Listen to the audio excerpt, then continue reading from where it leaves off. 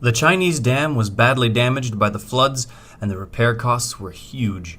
Chinese floods cause heavy damage to irrigation dams, costing huge amounts of money to repair.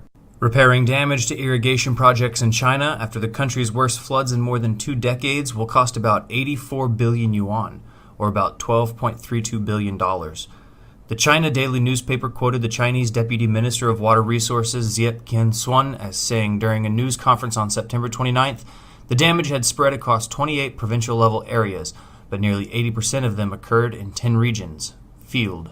Zhip Qiansuan said, 7 out of 10 areas, including Hubei and Jiangxi provinces, are located in the Yangtze River Basin. This year's flooding situation is the most serious since 1998, Deputy Minister Zhip said. Mr. Zhip said that China had seen a total of 25 major floods this rainy season, more than any other flood in the previous 23 years.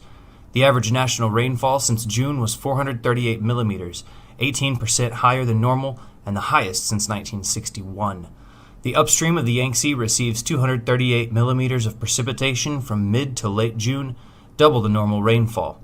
Flood warnings have been triggered on 833 major rivers, according to the Ministry of Water Resources, of which 77 waterways have experienced the most severe floods on record. The Three Gorges Dam on the Yangtze has carried 5 flood peaks during the 2020 flood season.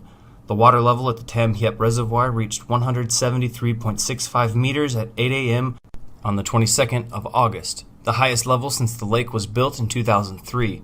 The Three Gorges Dam Reservoir has seen an inflow of 75,000 cubic meters per second at the time of flood peak, and the maximum outflow was 49,400 cubic meters per second.